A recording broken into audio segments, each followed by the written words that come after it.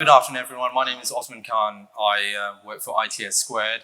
I'm the VP for Cybersecurity Services and Business Development. So I'd like to introduce our colleagues here, the panelists, for this Leveraging Threat and Vulnerability Intelligence panel discussion. So first we've got Moritz Lucas, who's, if you take a wave, take a bow.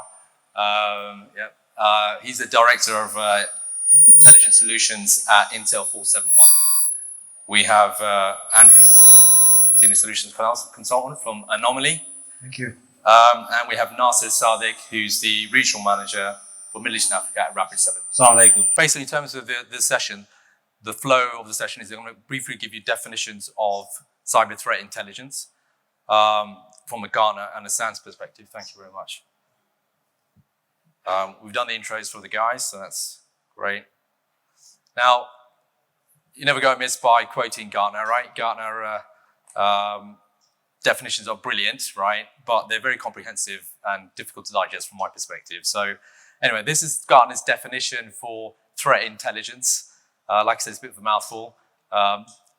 So they say it's evidence-based knowledge, including context, mechanisms, indicators, implications, and actionable advice about an existing or emerging threat. Now, I much prefer the SANS definition. It's far more concise and, I would say, understandable and something you can relate to. So what SANS define it as is threat intelligence is about analyzing information about the intent, capabilities, and opportunities of adversaries in cyberspace. Now, the key aspect of these threats, as a previous speaker explained, is that it's not just about, you need to have the intent, capabilities, and opportunities. So the adversary, the enemy, the threat actor, needs to have all three aspects, right? From an intent, capabilities, and opportunities perspective. So what does that mean? So if you take the UK government as an example, they may have the capabilities and opportunities to attack the US, but they would never do that. They have no intent. So therefore, it's not a valid threat. So you need all three aspects of that. The other key aspect of this definition is analysis. Now, analysis, because, people, when they talk about threat intelligence, it obviously means people have their own definitions and views of what threat intelligence is. Now, threat feeds, or what they call threat intel feeds, in reality is not threat intelligence. And the reason for that is to do intelligence. Intelligence is about taking information, collecting it, processing it, analyzing it, and then disseminating it, right? So the collection and processing aspects of threat intelligence is basically something that machine learning you can use and leverage. Although if you look at the SANS survey, which we'll come on to, the capabilities around that aren't very strong. But the analysis aspect of it is basically the human element. You need human analysts, today at least, at a minimum, to conduct that analysis. So it's about, intelligence is about taking information, collecting it, processing it, and that's where, like I said, machine learning can play a part. Then it's about analyzing it, which is where you need human analysts, okay? And then it's about disseminating it, okay? So, and then it's about answering a specific question. So threat intelligence, you should start off with the requirements whereby which you define the hypothesis or the question that you're looking to answer. And this is where intelligence comes to play. So IOCs traditionally, as some of the speakers will explain to you, has been synonymous with threat intelligence. IOCs in reality aren't threat intelligence, right? So you can say threat data feeds or threat feeds that enrich potentially your SIM, but that's not what intelligence is. For intelligence, you need analysts, and that's where CTO analysts come in. So hopefully that's clear. So this guy's obviously, he was a military strategist, Sun Tzu. He was a general and a legend, and he wrote a fantastic work on the art of war about 500 BC, about 2,500 years ago. And even to this day, this work is studied by across the globe. So the military intelligences of the world, they all study him from a cyber warfare perspective. Now, from this definition, what I like about this maxim is that he explains that if you know your enemy and you know yourself, then basically you're golden, right? When you go into battle, and obviously we're talking about cyber warfare here, you're positioning yourself in the best position, right? If you know your enemy and you know yourself.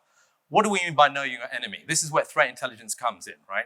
Who the threat actors are, what are their behaviors? How do they go about trying to breach you? how they're going about trying to attack you. What are their goals? What are their aims, right? And this is where TTPs come into play, right? Tactics, techniques, and procedures. Understanding what they are is key. So know the enemy, know what they're going after. This doesn't mean knowing, obviously, all the threat actors that are out there. It's not possible. But what you're interested in is the threat actors that are looking to target you and the industry that you sit within specifically. Over and above that, know yourself. So it's no good just about knowing your enemy without knowing yourself. Knowing yourself is about knowing your digital footprint.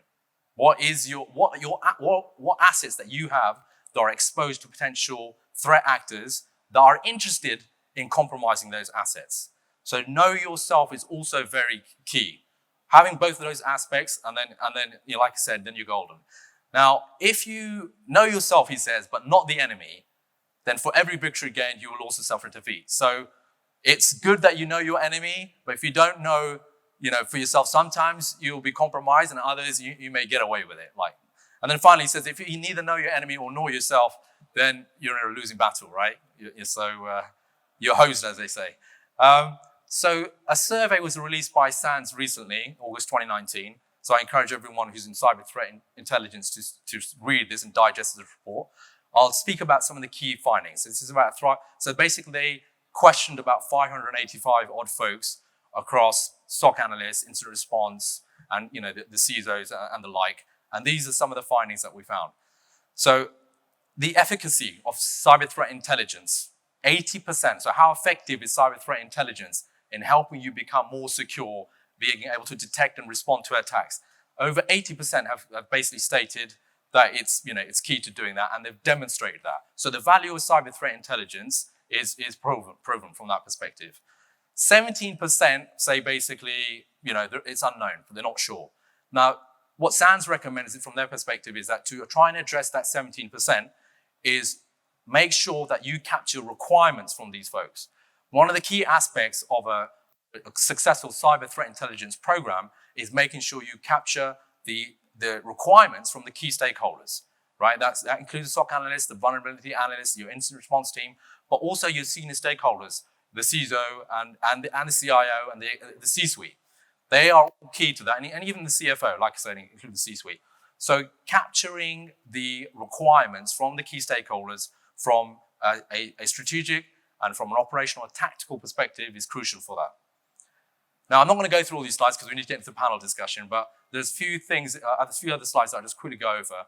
One is how is CTI data being used across the organization? Now, like I said, most organizations, what they do is they typically they take their IOCs, what they call threat intel feeds. And again, it's not threat intel because it's not an analyst. There's not human analysis that's there to go and try and answer given questions.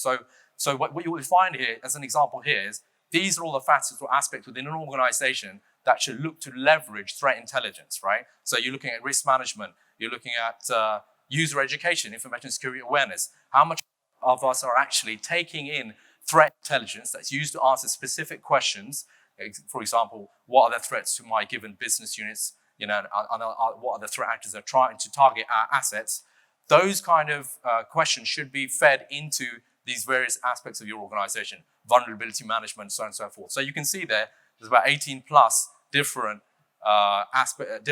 facets of your organization whereby which you should be looking to leverage threat intelligence. But in most organizations today, for the most part, from my experience, they just focus on the IOCs they receive.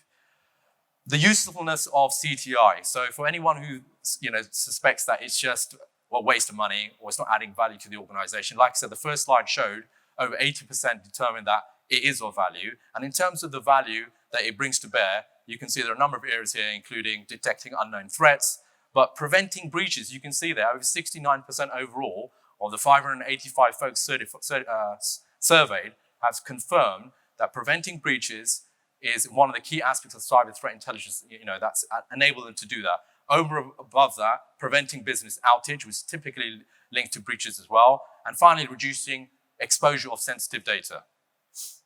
So here's a slide that basically talks about how threat intelligence is used in various organizations. And you can see IOCs for the most part, 40% say they're using IOCs, and that's being key for them. But over and above that, you can see 27% say that threat behaviors and tactics and procedures of various threat actors, that information is useful to then prepare your defenses specifically for those threat actors. And then you can see the third one, 18% digital footprint. Understanding your digital footprint and what is potentially exposed to potential threat actors is key. This is about knowing yourself. I think this is the final slide on CTI server, then we go to the questions with the panelists. So what's crucial here is of the folks that were surveyed, 37% basically said that their requirements for cyber threat intelligence have not been documented, right? And that obviously is criminal, I would say, right? So if you're doing that, then that's a problem.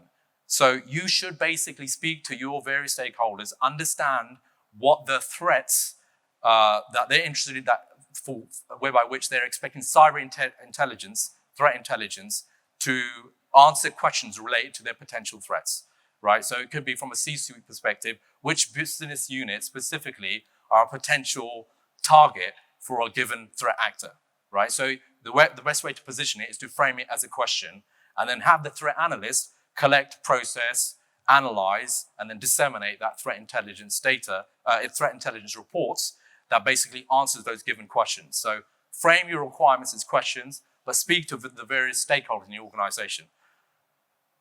And then this is basically a slide that talks about the different feeds. Now, what you'll see, or threat intelligence sources, not just feeds. And you can see there's a mixture of external threat intelligence, also internal. So don't forget your internal threat intelligence as well. So there's threat intelligence services, organizations like Intel 471, for example, that provide targeted threat intelligence service information. But over and above that, you have your information from your SIM platform. You have correlation data there across your estate. You also have information from your incident response and live forensics information that you're working on. And don't forget, it's at the bottom, it's 53% regard network traffic analysis as something that contributes to CTI. But actually, it's a very valuable tool, especially when you're talking about incident response, to study the NetFlows, with the Cisco's equivalent for this, looking at the metadata associated with the traffic flow that's going across the estate is very valuable and I would say is an invaluable source of threat intelligence information. Anyway, with that was supposed to be a quick introduction. We're going to go into the questions and answers. So I'll take a seat whilst I do that. So first question for Moritz. Improve intelligence maturity, right? So lots of organizations say, like, today we only digest IOCs. And we're now explaining to the audience that's probably at the rung zero. How do you go about improving your maturity level to get to a point where you feel that you're mature? And are there any kind of threat models, maturity models that people should try and assess themselves against? So far, yeah. Thank you. Thank you, Osman. Thank you, ladies and gentlemen. While answering the questions, I shall stand up, primarily for this part of the audience, because otherwise you just get to look at the back of my head. Now, don't get me wrong, I'm very proud of the back of my head, and some people say it's his best part. But to look at it for more than half an hour is maybe a bit too much. I'll just stand around, probably strike terror into the hearts of the AV people who are trying to prevent feedback. I think that's a very good question. And to answer it, as you can see, these questions are entirely unscripted. No preparation was done whatsoever, but I did bring along a slide. I've put it up. To answer that, I want to quote not Sun Tzu, because you've already done that, as any good cybercrime presentation must include Sun Tzu. I'll include Lewis Carroll, Alice in Wonderland, where she meets the Cheshire Cat for the first time, and where she comes to the fork in the road and asks the cat, which road should I take? And the cat says, well, where do you want to go? And Alice said, I don't know. And then the cat says, it doesn't matter which road you take. When it comes to cyber and threat intelligence maturity models, it's basically the same thing. They are a map. There's a number of them. ENISA has done one, which is very nice. But the key thing about them is they will tell you how to get to somewhere. But the first question to ask is, where do I actually want to go? And I think I want to echo what you said earlier, and what came out in the SONS Institute survey, is that very often when we talk to people and you ask them, what is cyber threat intelligence? They say, oh, it's a feed that goes into the SOC. And as a company that focuses on adversary intelligence and thinking about what adversaries are doing and what they're planning, that makes us very, very sad. Because cyber threat intelligence is much more than that. And there are many more things that you can use it for But you need to get away from that. It's just the feed that goes into the SOC and it makes the firewall do wonderful things. It's much more. And once you understand kind of what the art of the possible is in regards to cyber threat intelligence, you can then start planning of, well, which bits of this do I want to implement in my organization? At its very core, really what intelligence is about business, is about supporting decisions. Intelligence in and of itself doesn't stop a single thing, unfortunately, but it helps you make better informed decisions because you're better aware of what's going on and what's at stake. And that is the key. What kind of decisions would you like to support? What do you need to support them with? That kind of feeds into your intelligence requirements. And once you've kind of established that, then you can start thinking with maturity models, okay, so how do I get to the position where I'm able to support those decisions? So maturity models are very good and have a really good role to play, but being kind of on this, first figure out where you want to go, and then use the model and one that fits what you are trying to do. If the map is a bit difficult for you to follow, there are other maturity models that may fit closer. So actually which one to choose is kind of is a fit on what your particular organization and your particular situation. And I'm very glad that at least we have the choice and there's more than one to choose from. Thank you very much. Thank you. Shukran. So, question for you, Andrew. Building a successful CTI program. So what are the key elements of that? I know you've got lots of experience around developing that for your clients. So, Assalamu alaikum, everyone. I also stand, but for a different reason. I'm just very aware of my bald spot, so I don't want the people in the back to see my bald spot. So before I joined Anomaly, I was a customer for Anomaly. So I was mostly like everyone around the room, sitting trying to figure out how to build a threat intelligence program. And I'm very proud to say that I've worked with Moritz for a very long time as a customer and now both as a vendor as well. Is where do you start with a threat intelligence program? And there is an absolute maturity model that you have to look at. So how do you make it successful? It's as much as investing in the data and the technology as it is in the people. And one of the things that we definitely see a lot of is that there is a big hole to fill in terms of people that can sit and analyze information and take decisions upon the information itself. So I will say that, with all the information that's out there, sometimes, I have to speak from a technology perspective, is that the technology is there to help and enable the human analyst to make better decisions. And, we hear the words like machine learning and AI being thrown around, threat intelligence, all these, words being to sell product. But at the end of the day, it's the intelligence that you get from your community that is probably the most valuable thing to you. So, we call these ISACs and things like that. But to be successful is to know not yourself, not your adversary, but also your neighbor next to you. Okay, thank you. Question for you, Nasser. So, vulnerability management, obviously well-known discipline, and obviously it's not just about vulnerability scanning, it's about doing the remediation, all that good stuff. But how do you address the zero-day attacks, right? So this is where there's not a known patch, for example, the vendor's busy working on it. How do you go about addressing that? Hi, everyone. Is the mic on? Maybe take Hello? it. Yep. Okay, yeah. Really good question. I mean, when you look at zero-day attacks and a vulnerability, a zero-day attack would essentially be an unknown vulnerability which can be exploited. And there's many ways you can look at it. I think what's important when you're handling something like this is to ensure that the monitoring and visibility is there. So you have adequate capability to look at, abnormal behavior. I think that's really, really important on that side of things. Also, you mentioned vulnerability management. I think it's important to ensure, the standard hygiene, the patching of vulnerabilities, the systems are updated. That's really, really important. And I also think it's, if you look at what vendors are doing in the market, we are paying researchers to kind of go out there as bug bounty hunters and kind of see, to stop the threats and look at what 0 days are possibly out there before they kind of get in the wrong hands. So that's what I would advise. Thanks very much. If I can just add on to that. So in terms of threat intelligence and 0 days, the one thing that I've experienced myself in a breach scenario is that even though it's a 0 day to the public, a very known vulnerability is a 0 day to you, because you are obviously running blind to it. And we've had this situation where there was a piece of malware which was commodity and key logging, and it wasn't basically exploiting any 0 day vulnerabilities. We just didn't patch our systems, and that's your 0 day.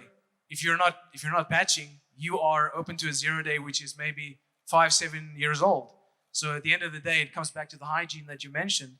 It is absolutely one of those things that you need to get hold of your assets within your organization to learn the intelligence of yourself.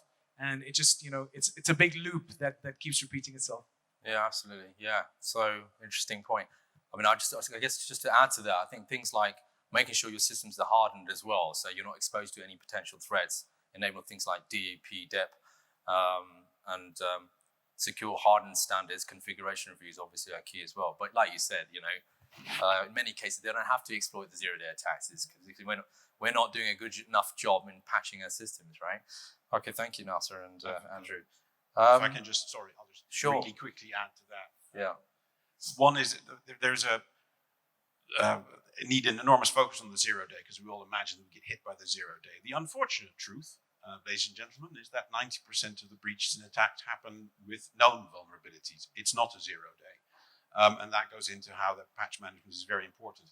Another recent development is that there are so many new vulnerabilities being discovered that actually we talk about organizations that are really, really focused on trying to patch everything, and saying it's basically growing, it's going above our heads, as in we can't patch everything anymore. There's not enough hours in the day to do it. So actually now we're talking about patch prioritization, where they're actually saying we know we can't patch everything. We want to patch those things that we believe that are the most important, either because the vendor says this is a critical patch, either because the system in question plays a critical role in our business process, or, and this is where cyber threat intelligence comes in, because we believe this is a vulnerability that actual attackers are likely to abuse. And that aspect, that final piece of the puzzle in patch prioritization, is one thing where cyber threat intelligence can really help make a difference. Very good, thank you. So another question for you, Moritz. How do you effectively leverage CTI at all levels, right? So from a strategic, tactical, and operational perspective. And I'll throw up this slide. Yes, thank you. Yeah, continuing the tradition of the entirely unscripted question, I've brought along another slide. And basically, the first challenge is that to realize, and it plays back into what is cyber threat intelligence, there are 3 layers to it. The strategic, the operational, and the tactical. And by the way, if you have a risk background, you might know it as strategic, tactical, operational, but that is a discussion we can have at great length offline. But these 3 layers, and at all 3 layers, you can apply the results of cyber threat intelligence throughout your organization. The challenge, the really big challenge that a lot of people are finding, is that when we get to the tactical level, that's actually where the IOCs live. And that's where lots of structured technical data lives, lots of structured technical information. And we love that because we work in IT and we like structured information because our computers like structured information. So we can feed those ISEs into the SOC. It goes to all the wonderful products that we have, and suddenly we're protected. We can measure them. We can talk about how many IPs we've pushed in. We can actually start measuring how many things we've blocked based on that. And then we discover that it's shockingly little because that depends on the quality of your feeds. But actually, the operational and the strategic level, the information becomes more diffuse. Now we're talking about actor intentions. We're trying to track them. What verticals are they tracking? What are they trying to achieve? And the further up that chain you get, the longer the timelines get extended.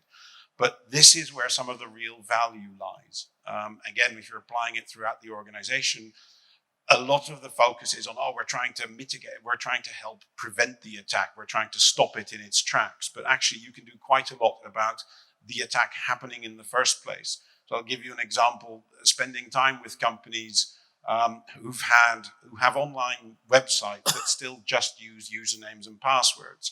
And when they're designing them and they're working, they think this is fine. And then when you have cyber threat intelligence, you understand that there's an amazing ecosystem in the criminal underground focused on account takeovers. There's lovely tooling and stuff available. It's really, when you're into that kind of thing, it's great to track.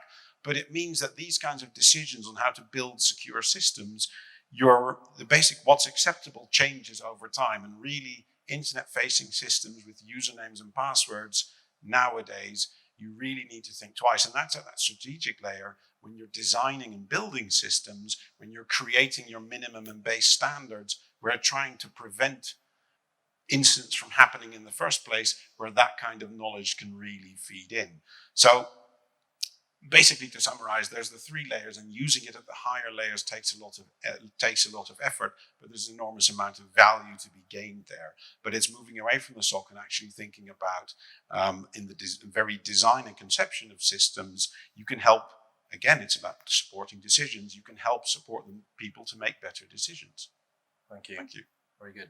So, Andrew, one of the things I read or came across was in the Verizon Data Breach Investigation Report. It's a couple of years ago, I believe, whereby which they stated that when they studied the data feeds, the threat feeds for both commercial and open source feeds, the overlap across them was around between 3 and 5%. So that makes one wonder, which feed should one subscribe to? How do you determine that? So that's a bit of a loaded answer, because at the end of the day, when we look at threat feeds, that's a lot of information. And when there's that small level of overlap, it has to be applicable to the vertical that you find yourself in. And the use of threat intelligence platforms gives you the ability to not just open up a fire hose of threat feeds into your SOC environment or your SIM environment and saying to your analysts, go forth and find bad things. What's going to happen is you have to put this into a platform somewhere which will be able to tell you that this feed that you've spent a lot of money on is actually very valuable to you, because it is very applicable to what you are detecting within your own intelligence in your internal network. Then you can do, obviously, an audit against these feeds to find out exactly, well, if I have 30 days trial access, for example, to a specific feed, I can audit it for 30 days and see what was the output from that feed. Now, everyone around the room looks at things from an investment perspective. And of course, you don't want to invest money in the incorrect feeds or the incorrect information. So you need to have some form of way to grade these things. And this is unfortunately where technology can help, because if you're looking at a million events or event IOCs coming in, there's no human analyst that's going to be able to give you the quality that you need. So you need the AIs and the MLs of the world to help you out with that type of audits of your feeds. And just a quick follow-up question. Sure. Unscripted. So commercial versus open source. So open source feeds we see are generally quite dirty. And if I call them dirty, I mean that they contain a lot of stuff which is false positive. So a platform like the Anomaly Threat Stream platform is there to help pull in the data and look at certain aspects of this information and tell you, look, we're not even going to push this down into your stack because this is a false positive, and we can, consequently say that. So when you say, open source or premium, I will say that the premium feeds like the Intel 471s of the world, which have got human analytics behind it and really good human analytics behind it, those are the things that you really should pay special attention to. And then I would also say that from my point of view, I have to say that the most important threat feed that you have is your community. They are essentially just a threat feed. If they are seeing something on their network and they are in oil and gas, and you are in oil and gas, and there's no other feeds in the world that's seeing the thing that's happening on their network, and if they pass that on to you and you're seeing the same thing, chances are that there is a lot more value in that collaboration model than open source or any premium feed out there. Very good. Thank you, Andrew. CTI team resourcing. It's a question for you, Maurice, as well. Come back to you, Nasser, in a second. Do you need dedicated threat intelligence analysts? Should you be looking to, providers like yourselves to see, or should you look at hybrid model? What's the best approach for establishing a cyber threat intelligence team, and what does that look like? So that's a really interesting question. I think the best approach is a mix. I think, and funnily enough, for us that keep saying stay away from the feed into the SOC, we do seem to wander back to it all the time. But I think a SOC, so the ideal CTI team, I think, first off, the ideal CTI team is bigger than just one person. Organizations where you have one person doing CTI basically classify that you're on the starting scope. You ideally need more than one person doing it. You need these people to be connected to other parts of the organization. The idea about intelligence is that you need to spread it throughout the organization to help make decisions. So it's good to have people who kind of come from other teams and are part of the CTI team, because that they can help bridge that gap and make sure that the information and the intelligence gets applied. So with that, I would say possibly a SOC analyst in your CTI team would be a good idea, because a lot of the information initially, certainly at that tactical level, will go into the SOC. A link or a response to kind of a linked incident response is another good one. We see a lot of this information, unfortunately, stables, doors, bolts, and all that stuff. A lot of this information gets applied after the incident happens, and there is a role to play for cyber threat intelligence in incident response.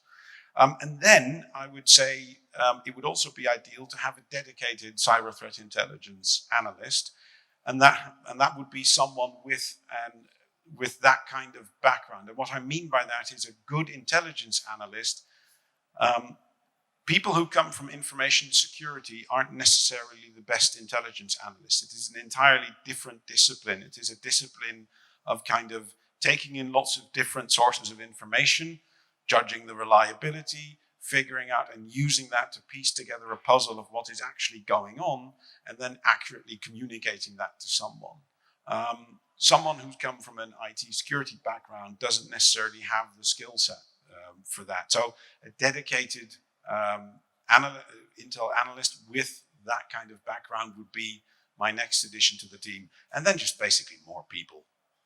And finally, I would be remiss to say some of this stuff you need to outsource to others.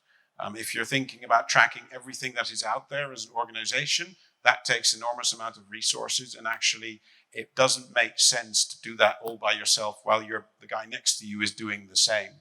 So you can use vendors that take that kind of burden off of you and do that on your behalf, and then profit from their hard work as it is by taking that intelligence and feeding it into you. So why have your own analyst? Well, to manage those sources, but also to make sure that that intelligence, when it comes in, is tailored to what you as an organization want to achieve, because everybody is different. So you have different intelligence requirements and different decisions that you want to support. So you may want to tweak or present the intelligence in a certain way to make that easier. And for outside vendors, it's very difficult for them to know what's going on inside your head, although we do try, by the way. But I think that would be the key ideal CTI team makeup. Very good, thanks. So basically a hybrid virtual model, right? I just want to add something onto Sure. that, and Moritz is dead spot on, is investing in people. And obviously being in the region for some time now and having, spread ourselves across a whole bunch of our customers, I will say that in the Kingdom of Saudi Arabia, there is a big uptick in the growth of people in these types of roles. It's a very specialized role. I've got 17 plus years in cybersecurity, but 5 of those years I had to spend learning to be an analyst, thinking outside of the box, creating certain hypotheses and things like that. And it keeps on from what I see from our customers in the kingdom. Big things are coming, and there are really, really good structures in place, and inshallah this will continue. Inshallah. Sorry, go ahead. Because this was actually the entirely unscripted question, I have an addendum to my own answer. Call it the afterburner, if you may. I think for the CTI team, there's another key aspect I think that's really important that at least I want to emphasize, and that's collaboration. I think from your CTI team, besides collaborating with the vendors, the open source fees, etc., your community of likewise organizations. Many of your peers and the ISACs, like the FS ISACs have been mentioned, are a critical are a critical element. Lots of people want to share and collaborate, and that actually includes on how they're applying and using cyber threat intelligence. There's loads of organizations that have gone down this road and that are more than happy to share their experience of how this, what worked for them, what were approaches, what were obstacles they saw, and how they overcame them. And I think finally, and then I will sit back down again, but I also think tooling for that cyber threat intelligence team is also important.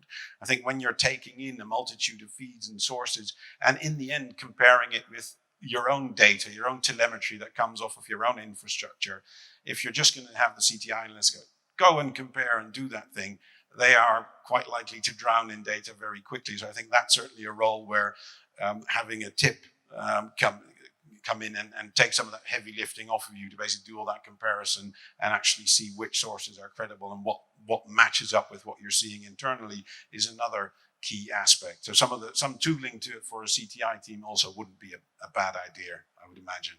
Well, it's funny you say that, Russ, because that's a question for NASA, right? So technologies-wise, last question of the session, what technologies are out there that you should look to leverage in order to improve your program with CTI? Yeah, good question. I think there's a lot of technologies out there. There's a lot of technologies being displayed today that can help us in different domains and different areas of cybersecurity. I think what's important is if you look at the main attack vectors, the first one is web and email. That's where the main vectors of attacks happen through. So it's important to ensure that there's web isolation technologies, there's secure browsing technologies, and there's a few nice ones out there at this moment in time that can help organizations. I think the second thing is the other main attack vector is endpoint, and there's many technologies in the endpoint field. It's sometimes hard for a customer to make a distinction, but what I would advise is look at technologies that are kind of being able to do detection without IOCs, so incidents on compromise. I think that's important. Obviously, you can't protect everything 100%, but I think if you're looking at technology, that's where you should be going. I think obviously the third thing, which we've all talked about, is operationally making sure the hygiene is there. You're patching regularly, you're doing scanning, you're doing that constant pen testing. Take control of it internally as well. I think that's very important. And I think the last thing, which we probably haven't mentioned, is cyber ranges. I think the ability to essentially simulate an attack, I think that's very important for security people, and even in the wider IT field, to kind of really get a hold of. It's essentially, you wouldn't fly a plane without being in a plane simulator, right? So I think it's very important to ensure that effectively, before you get your hands dirty with technology and security tools, that you have the right training for it as well.